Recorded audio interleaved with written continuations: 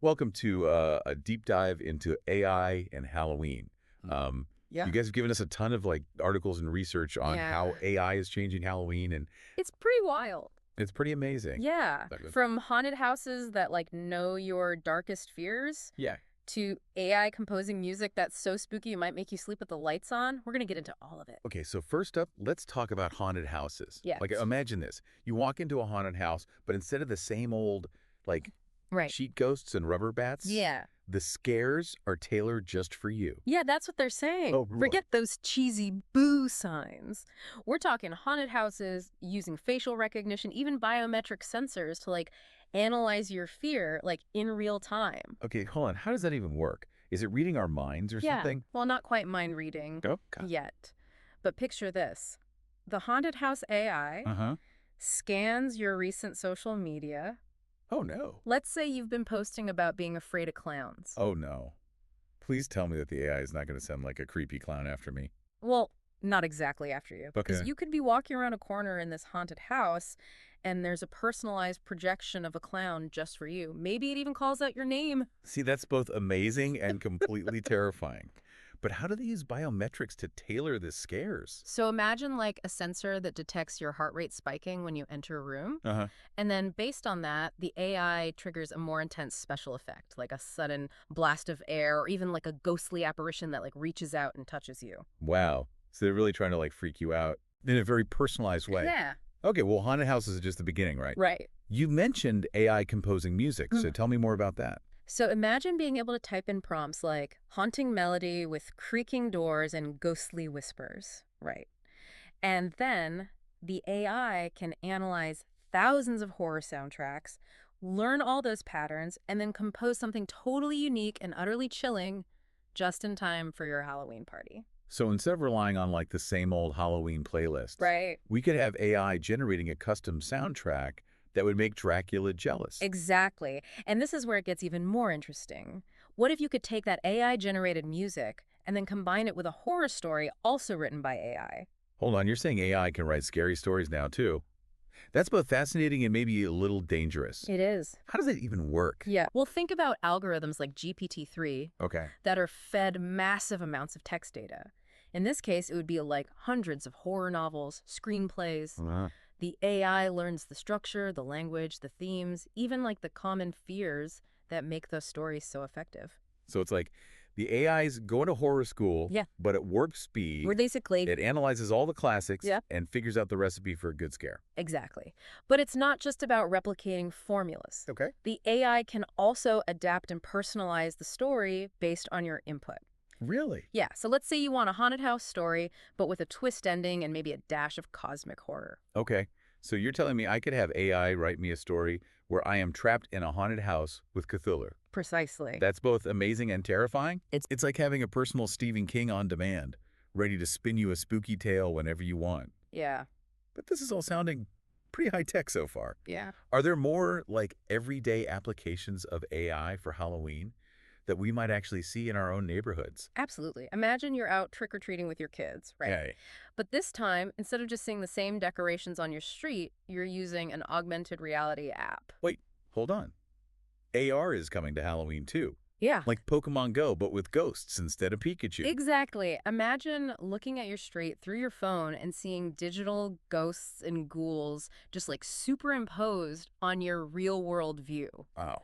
Or imagine house decorations that come alive with sound effects and spooky animations, but through your phone's camera. That would totally change the trick-or-treating game. It would. You could have ghosts flying out of mailboxes and skeletons doing the monster mash on people's porches. Exactly. That's amazing. And it's not just about visual effects.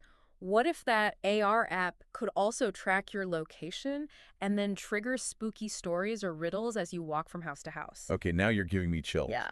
It's like turning your entire neighborhood into one giant personalized haunted house. Right.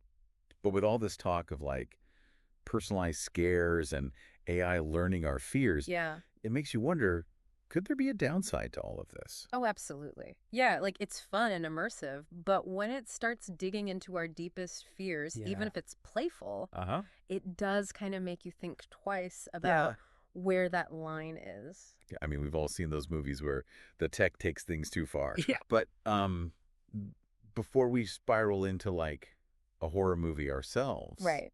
what about AI and like designing costumes? You mentioned that earlier. Yeah. And I'm very curious. So think about going beyond those off-the-rack ghost costumes, right?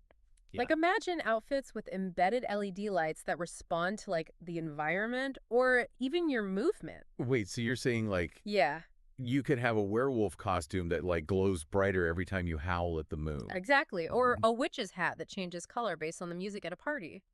That's wild. It's crazy. It's like technology is the new makeup, Yeah. enhancing costumes in ways that we never thought possible. But really.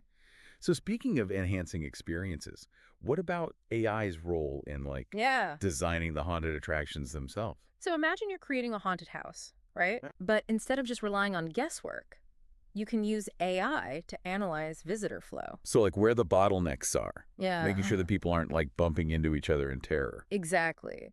AI can analyze all the data from previous years or even real-time sensor data to optimize the layout, the timing of the stairs, even identify like which rooms or props are the most effective. Wow. So you're taking all the guesswork out of scaring people? Yeah, It's the data-driven design from Maximum Fright. exactly. Data-driven horror. Data-driven horror. Okay. But even with all this like cutting-edge technology, Yeah, can AI really capture like truly makes horror so effective? that's a good question. Like it's often the things that we can't explain Right. that stay with us long after the lights come on. Exactly. You're talking about the essence of fear. It's not about jump scares, right? It's atmosphere, anticipation, tapping into those primal instincts that just send shivers down your spine. So where does AI fit into that more like Right. nuanced side of horror? So this is where it gets really interesting. Imagine an AI that has analyzed hundreds of horror films, Uh-huh. not just for plot, but for those subtle elements that really create that sense of dread. Okay. The sound design, the lighting, the pacing. It's like AI is going to film school, Yeah, but instead of learning from a textbook, right. it's absorbing all the techniques of the masters of horror. Exactly.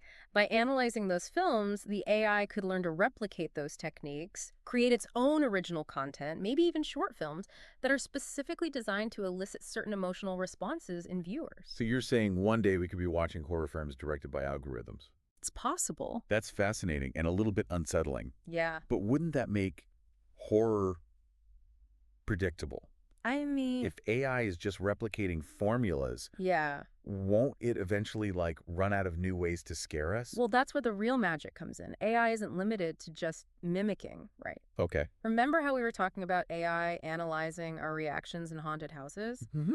Well, imagine that same concept, but now applied to film. Okay, so you're saying AI could learn what scares us in real time as we're watching a movie. Exactly. Let's say the AI detects a dip in heart rate during a particular scene. Okay. Or maybe it notices viewers looking away during a moment that's supposed to be suspenseful. Yeah. And it can use all that feedback to adapt, either subtly or dramatically, in future iterations. So it's constantly learning and evolving, trying new things, Right. getting better at scaring us with each attempt. Yeah, It's like a feedback loop of fear. pretty much. But it's not just about making us jump or scream, is it? Right. Horror often explores much deeper themes Right. like our anxieties, Yeah. the unknown.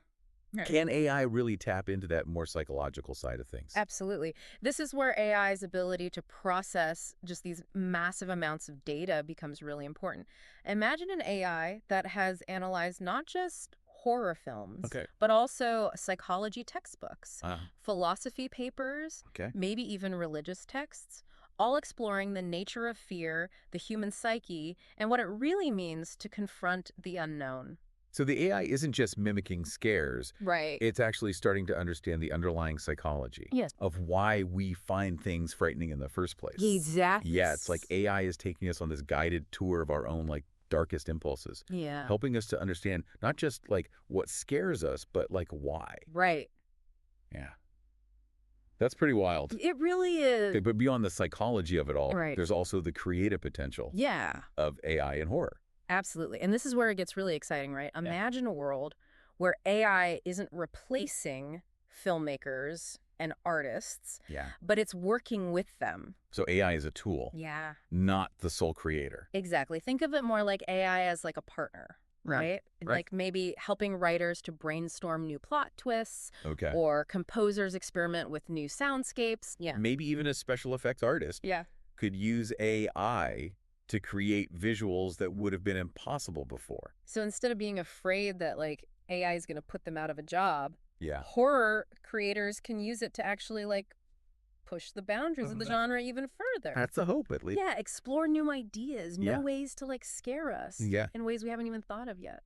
Absolutely. It really has the potential to kind of unlock this whole new era of creativity in horror, Yeah. like blending human imagination with AI's ability to just process information Yeah. in ways that we can't even fathom. It makes you wonder like what classic horror movies could have been if the filmmakers had access to this technology. Right. Like, could you imagine AI collaborating on the score for Psycho or like Yeah. helping to design the creature effects? And that would be something else. Right. It'd be wild. It would be amazing, yeah. Yeah. But even in all this talk of AI, I think it's important to remember that Halloween is, at its heart, a human holiday, you know? Yeah. It's about storytelling, tradition, sharing those experiences with each other. Exactly. Even the scariest haunted house Mm-hmm. or AI-generated ghost story Right. is way more fun when you're like sharing those scares with friends and family. Right. Like AI can enhance those experiences, right? Yeah. Make them even more personalized, immersive. But it can't replace that feeling of like carving a pumpkin with your kids Yeah. or telling ghost stories around a bonfire with your friends. And sometimes the best scares, honestly, are still the simplest ones. Totally. Like a well-timed jump scare from a friend hiding in a dark hallway. Absolutely. Yeah. I think looking to the future of Halloween, it'll be really interesting to see how AI continues to like shape and evolve those traditions. Yeah. Maybe we'll have AI-powered haunted houses that change their layout and scares every night. Or AI-generated scavenger hunts that adapt to your location. Maybe we'll even have these virtual costume parties where you can be anything you can possibly imagine, all thanks to AI. No, that's a future that I can get behind for sure. It's going to be interesting to see what happens. It sounds like AI could make Halloween even more fun, Yeah. more creative, Yeah. and maybe just a little bit educational too. And honestly, I think with any new technology, there's always going to be those challenges or questions, right? Yeah. But I think for Halloween enthusiasts like us, it's such an exciting time to be following AI and seeing how it's changing the things that we love. Well, that about wraps up our deep dive into AI and the future of Halloween. Yeah. We went from personalized haunted houses to AI writing horror scripts, It's crazy. and even touched on like the philosophical implications of it all. It really is wild. It's been so fun talking with you about it. Yeah, this was a great conversation. So the next time that you are carving a jack-o'-lantern or watching a scary movie, maybe just take a moment and think about how technology is changing horror Yeah. right before our eyes. It's true. We're living in the future. We are. Okay, well, on that note, Yeah. we'll leave you to ponder all the possibilities. Happy haunting, everyone. Happy haunting. Thank you for listening to this episode of This Is Not Human, an AI podcast about AI, generated by me. My name is Chris. I'm the human behind the podcast you just listened to. I have various projects that you can participate in if you're interested. Everything from just getting up to speed on what AI is to a fully automated gardening system that uses AI and robots to bring food from your lawn directly into your fridge and right onto your table. The project is called Johnny Autoseed, and I'm looking for serious people to get involved to make it a reality. If that sounds interesting to you, and anything that I do seems like it could be of value to you, please follow me, please subscribe, please hit my line. I'm always looking for new opportunities. I'm always looking to find out what people are doing in this world. Thank you so much. I appreciate it, and we'll see you in the next episode.